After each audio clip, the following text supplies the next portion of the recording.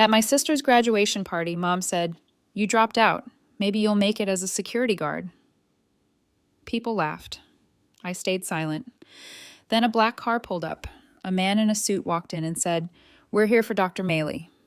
The look on their faces was priceless. Hey everyone, before we jump into today's video, I need your help. We've noticed the channel is losing some traction, and subscribing is one of the best ways you can support us. It's quick, free, and it helps us keep bringing you awesome content. Your support means the world. Let's keep this channel growing together. Thanks so much. Now let's start the video. Hey Reddit. My parents never got over me dropping out and choosing my own path. The snide comments never stopped. So I moved out and kept grinding in silence. When they invited me to my sister's graduation, they thought they'd get the last laugh. They ended up getting clowned. Here's how it went down. I, 25, female, remember the exact moment I decided my family wasn't worth the mental toll anymore. I was sitting in my MIT dorm room, surrounded by empty Red Bull cans and 3 whiteboards covered in code architecture diagrams. The clock on my desk showed 11:43 p.m., and I'd been coding for 16 hours straight. My eyes burned from staring at the monitor, but the neural network was finally starting to recognize the patterns I'd been feeding it. The call came from a number I recognized instantly. My parents had found out I was leaving MIT through my aunt, who worked in administration. Classic small world that happens when you least need it. I hadn't told them yet because I knew exactly how they'd react, and I wasn't in the mood for another. Why can't you be more like your sister? Lecture. What the hell is this about you dropping out? Dad didn't even say hello. In the background, I could hear my mom's theatrical gasp. I'm not dropping out. I'm leaving for a better opportunity. I was already mentally checking out of the conversation while monitoring my simulation's progress on the second monitor. The algorithm was 78% complete, which was way more interesting than whatever guilt trip they were about to lay on me. The neural network was learning to predict stock market fluctuations based on social media sentiment analysis, something that actually mattered in the real world. Better opportunity? Mom's voice dripped with that fake concern she'd perfected over the years. Honey, there's no better opportunity than an MIT degree. What could possibly... I've been recruited for a neural network research project with Dr. Abernathy. The work is beyond what I'd be doing in the curriculum for the next 2 years. The silence told me they had no idea what I was talking about. They never bothered to understand what I actually did. To them, computer stuff was one homogeneous blob that ranged from setting up their Wi-Fi to programming military defense systems. I could have told them I was building an AI to solve climate change or developing an algorithm to optimize porn download speeds. The blank confusion would have been identical. Dad cleared his throat. So you're quitting school to play with computers? Jesus Christ, Maley, your sister would never give up like this, Mom added, delivering the final comparison in a lifetime of them. The predictability was almost comforting. At least some things never change. That was it. The last straw in 18 years of being the forgotten kid. Ellie got knocked up sophomore year of high school, and you both covered it up, I said flatly. But sure, she's the perfect one. How dare you, Dad started, his voice turning into that dangerous low growl that used to scare me when I was 8. I hung up, blocked their numbers, and went back to my simulation. The algorithm had reached 82% progress, unlike my family relationships. 3 hours later, my phone lit up with Ellie's face. Great. The golden child had been dispatched for damage control. What the actual fiesama, Maley, she hissed. Mom's crying, and Dad's having a meltdown. You can't just say stuff like that and disappear. Watch me, I replied, and blocked her too. Then I took the battery out of my phone. Dramatic? Maybe.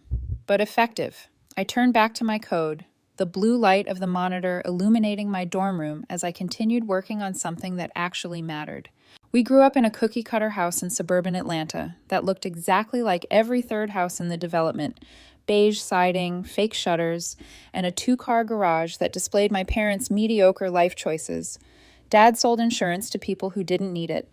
Mom taught elementary school and brought home her teacher voice every day. And Ellie was the golden child from day one. Every family photo on the mantle featured Ellie front and center, usually holding some trophy or medal, while I stood awkwardly in the background looking like I'd been photoshopped in as an afterthought.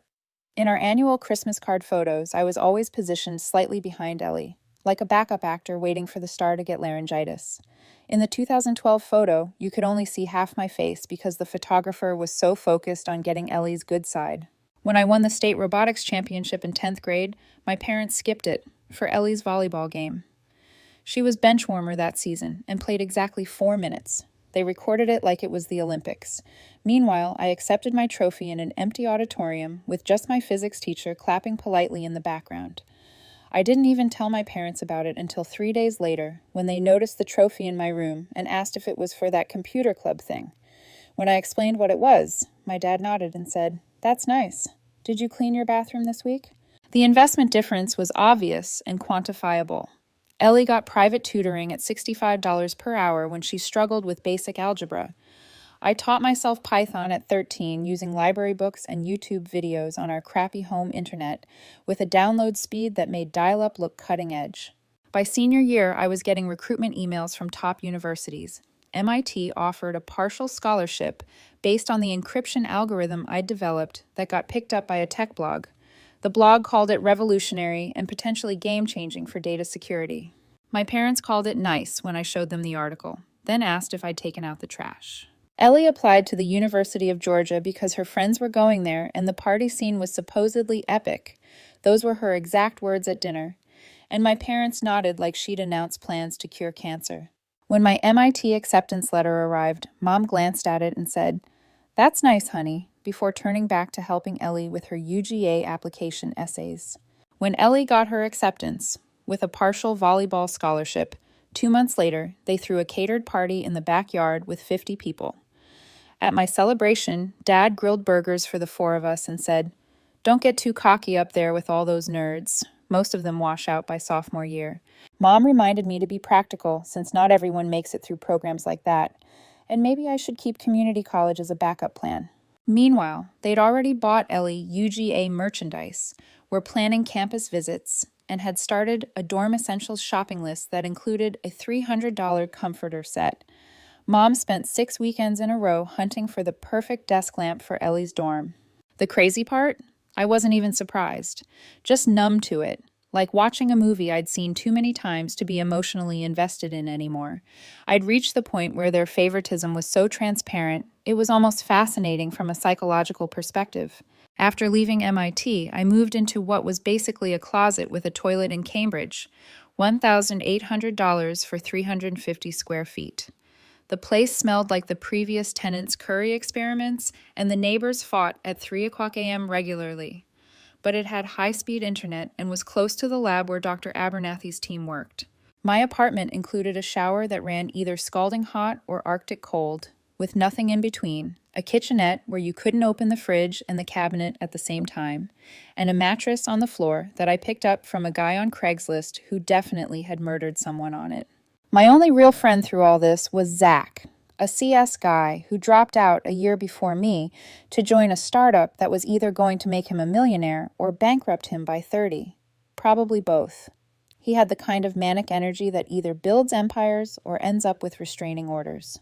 When I told him my plans, he didn't judge, just asked what equipment I needed and helped me move my stuff from the dorms. The first month was brutal.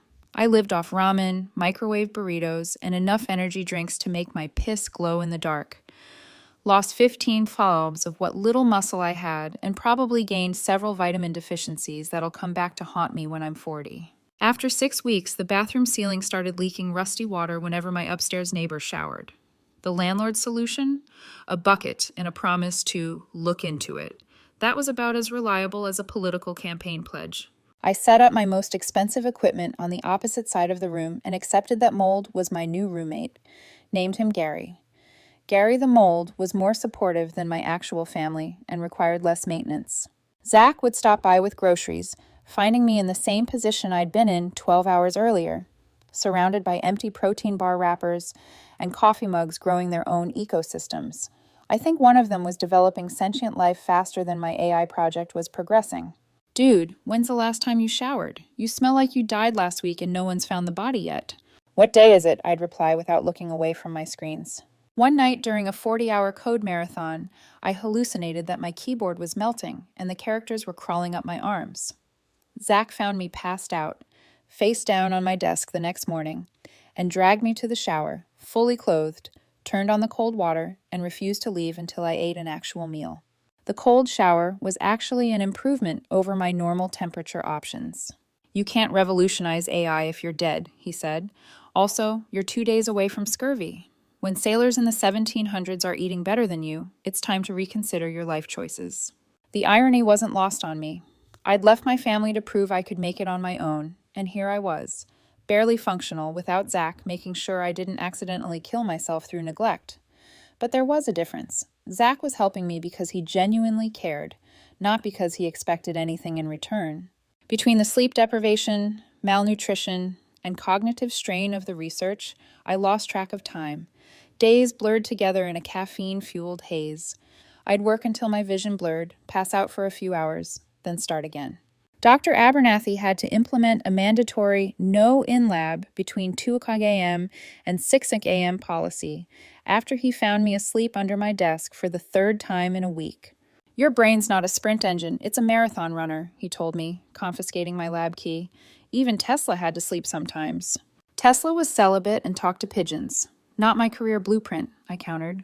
"And he died alone, surrounded by said pigeons. Not the example you want to follow, kid." Despite the conditions, the work was exhilarating. For the first time, I was building something that mattered, something that could change how we process and understand data. My algorithm was showing promise, outperforming standard models by 32% in preliminary tests. I was actually happy. After 8 months of silence, my mom called from a new number. I half expected her to start speaking in code words about the package and the drop. "It's Christmas, Maylee. Family should be together at Christmas." Her voice had that martyred tone she used when playing the sacrificing mother. I almost hung up, but something stopped me. Maybe it was the 2 cans of Monster I'd just chugged, or maybe it was the fact that I'd been talking to my rubber duck debugger for so long I was starting to hear it talk back. Either way, I agreed to come home for 2 days. It was a mistake, on par with Microsoft's Clippy. Zach drove me to the airport.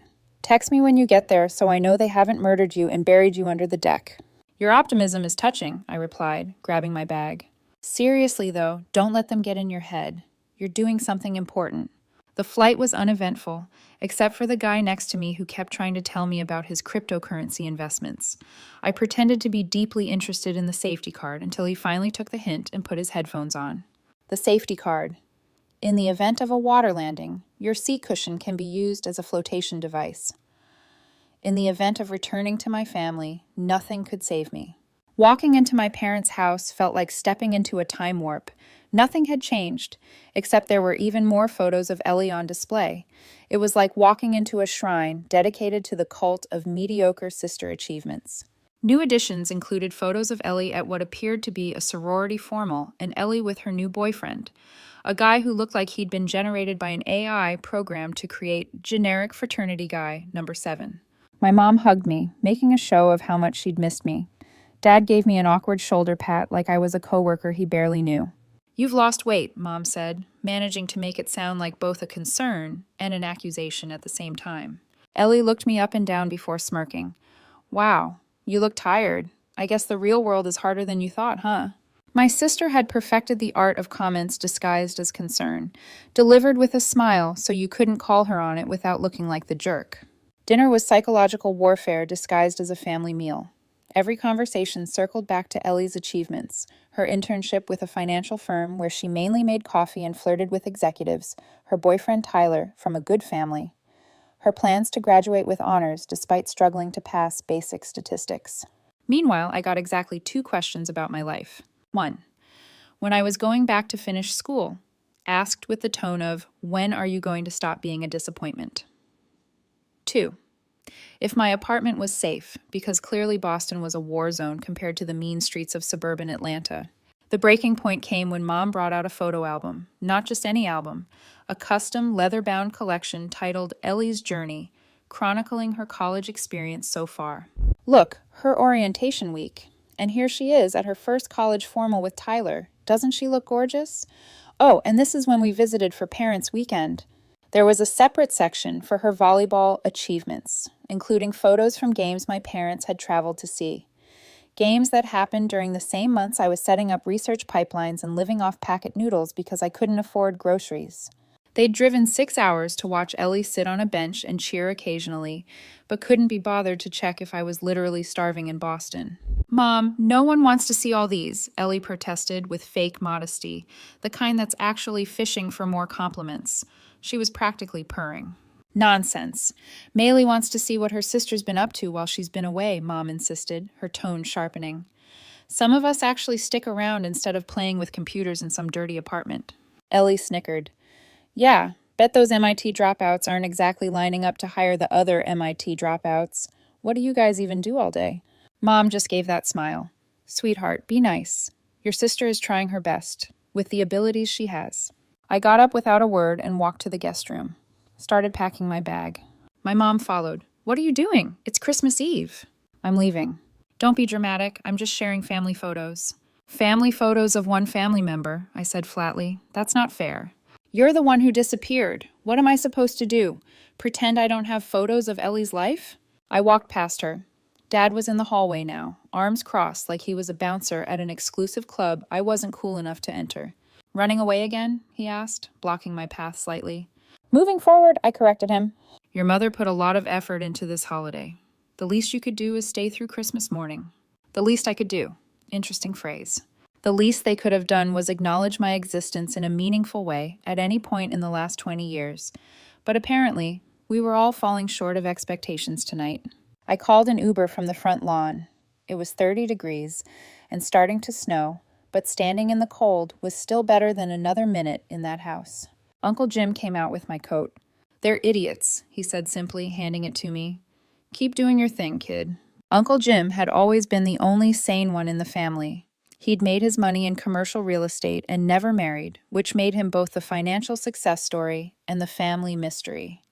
My parents alternated between asking him for investment advice and pestering him about why he wasn't settled down yet.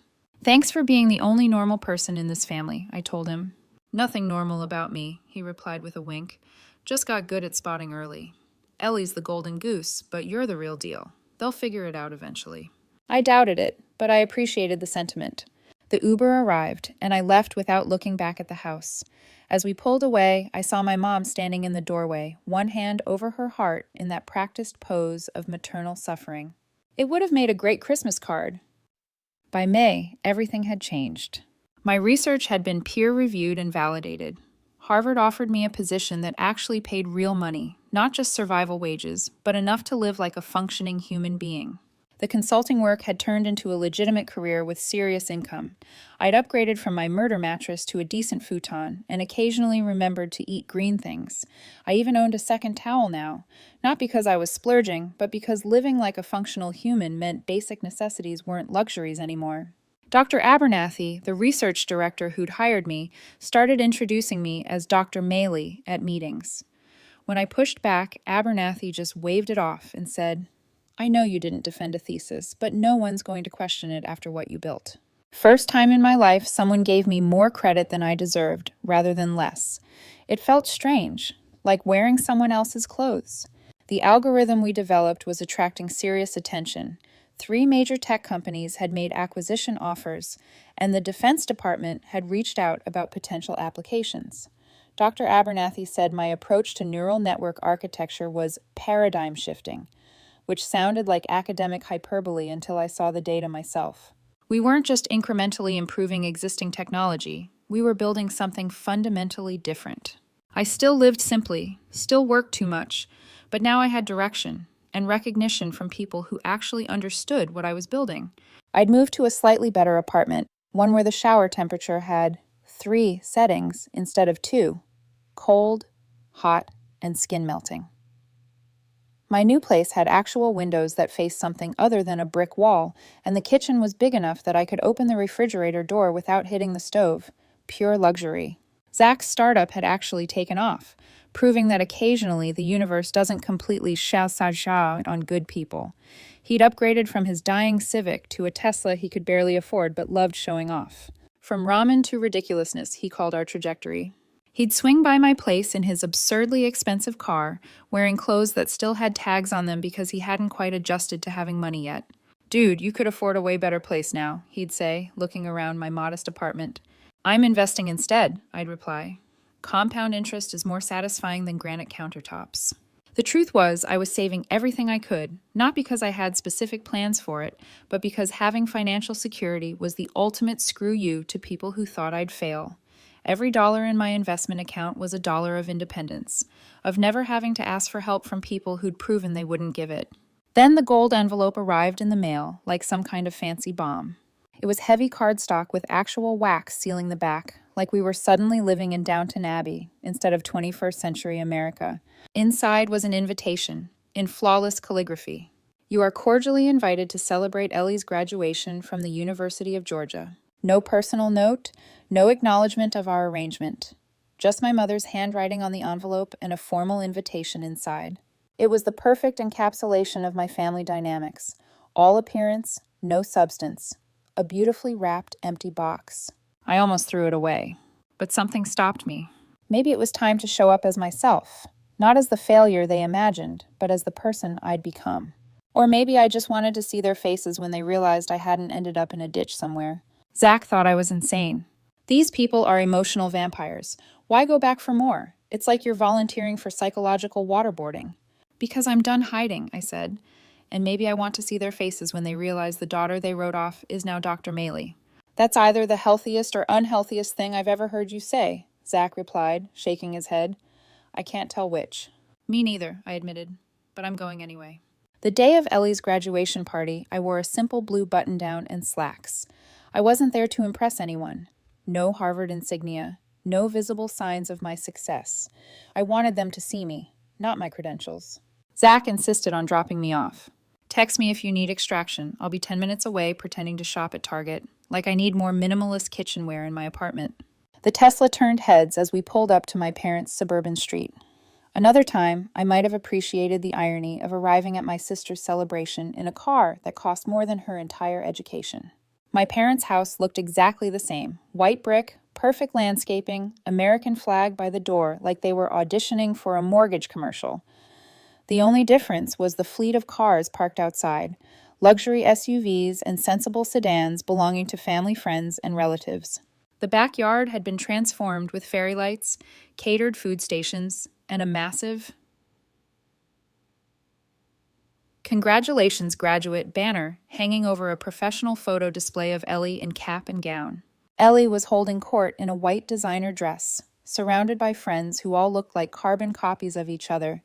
Same highlighted hair, same careful makeup, same studied casual poses for inevitable Instagram posts. They were like NPC characters in a video game, decorative but interchangeable. My mom was playing the proud hostess in a St. John knit suit that screamed suburban wealth. My dad was manning the bar in his country club casual attire. And various relatives I barely recognized were scattered around, looking impressed by the spread. The catering included a carving station, a raw bar, and what appeared to be a professional barista making custom coffee drinks. The whole setup probably cost more than my entire emergency fund. For the next hour, I watched the celebration unfold from a distance. People with frozen smiles would stop by my table with carefully curated questions. So, what have you been up to?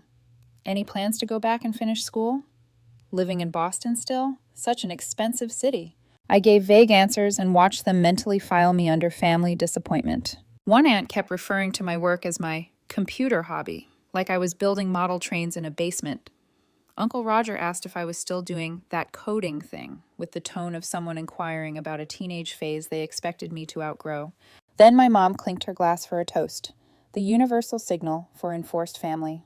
"We are so proud of Ellie today," she began, her voice carrying across the yard. "Full honors, scholarship recipient, and now headed to Morgan Stanley in New York. This is what happens when you commit to excellence and actually finish your education." She looked directly at me. Not everyone's path is so straightforward, of course. Some take detours. Some never reach their destination at all. Her smile turned cruel. "You dropped out. Maybe you'll make it as a mall security guard. I hear they're hiring people who can't finish things." People clapped, laughed, and Ellie beamed. I sat perfectly frozen. Taking the chance to humiliate me was expected, but that didn't make it any less cutting. Just a few more minutes. My phone buzzed with a text from Dr. Abernathy. "Car's on the way. Press briefing in 2 hours. Ready?" I replied simply, "Yes." The timing was almost too perfect. If I believed in a higher power, I'd think they had a sense of humor and excellent dramatic timing. 3 minutes later, a black town car pulled up to the curb. Not just any town car, a Mercedes S-Class. The driver, wearing a charcoal suit that probably cost more than everything in my parents' closets combined, walked directly to me in the backyard. Conversation stopped. Heads turned. The music seemed to fade. It was like a scene from a movie, except instead of a dramatic reunion, it was a dramatic screw you moment. The driver moved with purpose, ignoring the gaping partygoers as he approached my table in the corner. "Dr. Maley?" he said, loud enough for everyone to hear. "Yes," I replied, not bothering to raise my voice. "Harvard University's AI Research Initiative sent me. You're needed for the announcement briefing in 2 hours." I felt every eye in that backyard on me. I could practically hear the mental gears grinding as they processed what was happening. Dr. Maley, Harvard. Important enough to send a card in, important enough to be summoned to a press briefing. "I'm ready," I said, turning to look at my mother. Her face had gone pale, glass frozen halfway to her lips, like she'd blue-screened. Ellie stood next to her, mouth slightly open in a pose less flattering than any of her curated Instagram shots. Dad was doing that thing with his jaw that happened when he was trying not to look surprised. I didn't smile, didn't gloat. Just nodded once at my parents and walked to the car. Nothing says, "I've succeeded beyond your wildest expectations," quite like being whisked away by a luxury car in the middle of someone else's celebration. As I slid into the back seat, I caught Uncle Jim raising his glass to me from across the yard. The press briefing was about our breakthrough in neural network architecture and its implications for data security. Nothing I couldn't have rescheduled. But Abernathy understood the situation and had arranged for the university's executive car service as his own subtle middle finger to my family. "Sometimes science needs a little theater," he'd told me when I mentioned the graduation party, especially when dealing with people who don't understand science. But wait, it gets better. That night, when I returned to my hotel, I had a text message from a number I didn't recognize. "It's your cousin Megan. Got your number from Uncle Jim. Need to talk to you about something important. Can I call you?" I was curious enough to say yes. Megan had always been neutral territory in family politics, not particularly close to me, but not openly hostile either. What she told me was better than any revenge I could have planned. "That whole graduation party, it was fake," she said without preamble. "Ellie failed 3 classes this semester. She still has 2 semesters left before she can graduate. She's on academic probation," Megan continued, voice hushed like she was spilling top-secret intel. "I work in the registrar's office at UGA. That Morgan Stanley job, it's contingent on her graduating, which isn't happening anytime soon. They'll yank the offer as soon as they find out." I blinked. "Are you serious?" "Deadly. Your mom staged the entire party because all her friends' kids are graduating on time. She couldn't stand the idea of Ellie falling behind. They even took out a second mortgage on the house to cover her extended tuition." I let that sit for a moment. The irony was almost too perfect. The golden child, the one they compared me to every chance they got, had been living a lie. And rather than face reality, my parents had thrown a fake graduation party, complete with professional photography, catered food, and a barista. "All to save face," I muttered.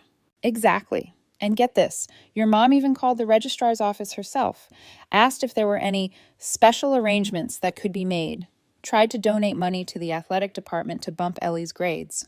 I snorted. "She tried to bribe the university?" "Not directly, but close enough that it almost turned into a scandal. She was desperate." It was so pathetically on brand, I couldn't even muster genuine surprise. The entire family dynamic had always been built on illusions. The successful insurance salesman who was actually drowning in debt, the perfect daughter who was actually failing out of college, and the disappointment daughter, me, who was actually revolutionizing an entire field. "Thanks for telling me," I said, stunned but not shaken. "You deserve to know. Also, that car thing today? Legendary. Aunt Karen is still having a meltdown about it. Called me asking if I knew you worked at Harvard now." I laughed, for the first time in what felt like years. Let her keep wondering. The next morning, I got an email from my mother. Subject line. "So proud of you." Body. "Darling, we had no idea you were doing such important work. Your father and I would love to hear all about it. Also, things have been a little tight lately with Ellie's tuition and the party expenses. If you're in a position to help the family out, we'd be so grateful. Love, Mom." No apology, just a cash grab. Now that they knew I was successful, the narrative had shifted. The disappointment daughter was suddenly a potential benefactor. The nerves of this woman were truly impressive. I waited 2 days before calling her, just long enough for her to start thinking I might actually be considering it, just long enough for her to start planning how she'd spend my money. "Maylee," she said, her voice all warmth and sweetness, "I'm so glad you called. We were all so impressed by—" "Cut it, Mom," I interrupted. "I know about Ellie." Silence. The kind of silence that hums with tension.